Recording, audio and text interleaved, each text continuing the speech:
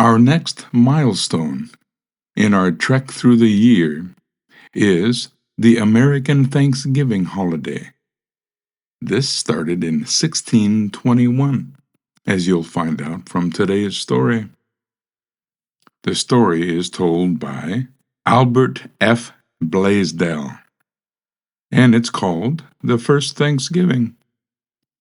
This story, of course, is suitable for studying English, as I will put the transcript for this story in the notes below. You can listen to it on YouTube at 50% or 75% speed if you wish to slow it down for understanding purposes. Otherwise, listen to it at full speed on YouTube or on any number of podcast platforms. And now, The First Thanksgiving by Albert Blaisdell. All through the summer and the early part of autumn, the Pilgrims were busy and happy.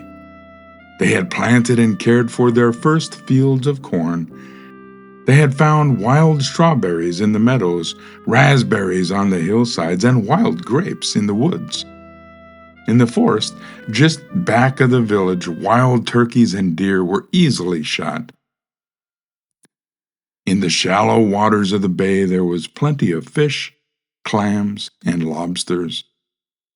The summer had been warm, with a good deal of rain and much sunshine, and so when the autumn came, there was a fine crop of corn. Let us gather the fruits of our first labors and rejoice together, said Governor Bradford. Yes, said Elder Brewster. Let us take a day upon which we may thank God for all our blessings and invite to it our Indian friends who have been so kind to us. The Pilgrims said that one day was not enough, so they planned to have a celebration for a whole week. This took place most likely in October. The great Indian chief Massasoit came with 90 of his bravest warriors, all gaily dressed in deerskins, feathers, and foxtails, with their faces smeared with red, white, and yellow paint. As a sign of rank, Massasoit wore round his neck a string of bones and a bag of tobacco.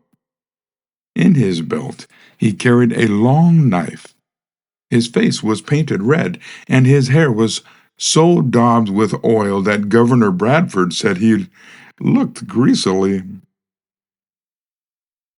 Now there were only 11 buildings in the whole of Plymouth village, 4 log storehouses, and 7 little log dwelling houses.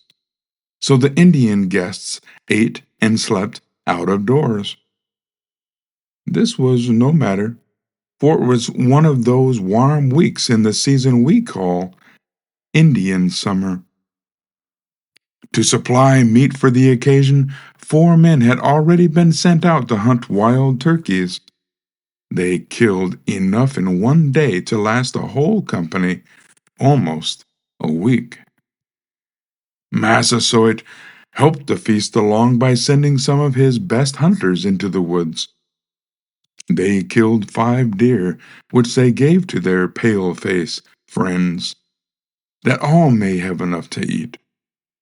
Under the trees were built long, rude tables on which were piled baked clams, broiled fish, roast turkey, and deer meat.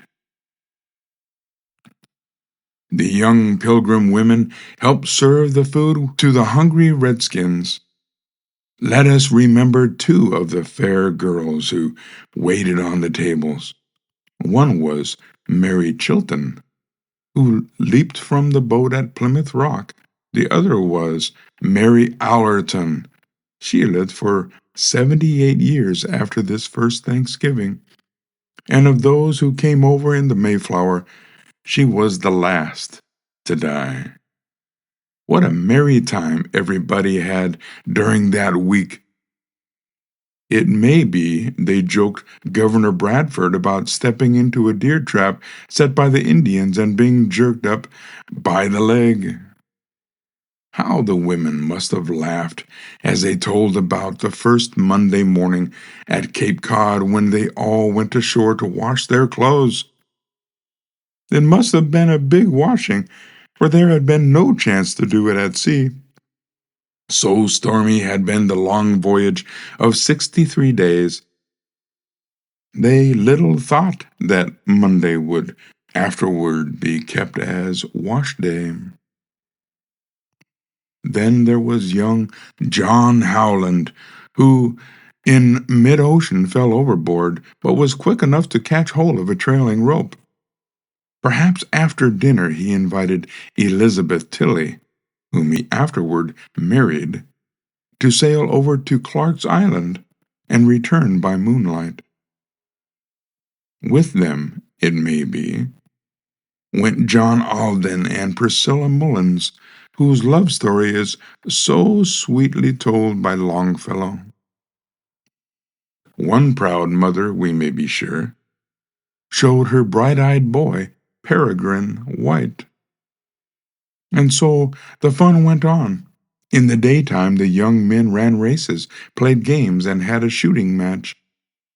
Every night, the Indians sang and danced for their friends, and to make things still more lively, they gave every now and then a shrill war whoop that made the woods echo in the still night air. The Indians had already learned to love and fear Captain Miles Standish. Some of them called him Boiling Water because he was easily made angry. Others called him Captain Shrimp on account of his small size. Every morning, the shrewd captain put on his armor and paraded his little company of a dozen or more soldiers.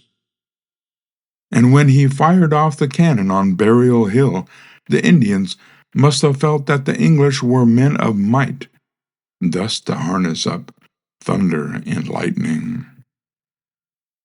During this week of fun and frolic, it was a wonder if young Jack Billington did not play some prank on the Indians. He was the boy who fired off his father's gun one day, close to a keg of gunpowder, in the crowded cabin of the Mayflower. The third day came.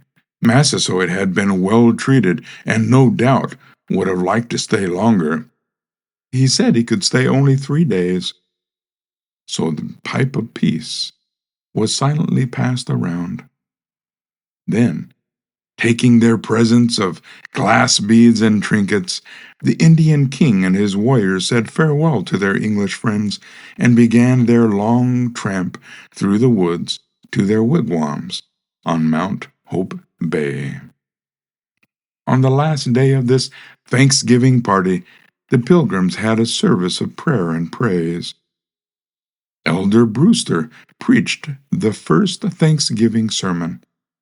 After thanking God for all his goodness, he did not forget the many loved ones sleeping on the hillside. He spoke of noble John Carver, the first governor, who had died of worry and overwork. Nor was Rose Standish forgotten, the lovely young wife of Captain Miles Standish, whose death was caused by cold and lack of good food. And then there was gentle Dorothy, wife of Governor Bradford, who had fallen overboard from the Mayflower in Provincetown Harbor, while her husband was coasting along the bleak shore in search of a place for a home. The first Thanksgiving took place nearly 300 years ago. Since that time, almost without interruption, Thanksgiving has been kept by the people of New England as the great family festival of the year. At this time, children and grandchildren return to the old home, the long table is spread, the brothers and sisters, separated often by many miles, again sit side by side. Today, Thanksgiving is observed in nearly all the states of the Union, a season of sweet and blessed memories.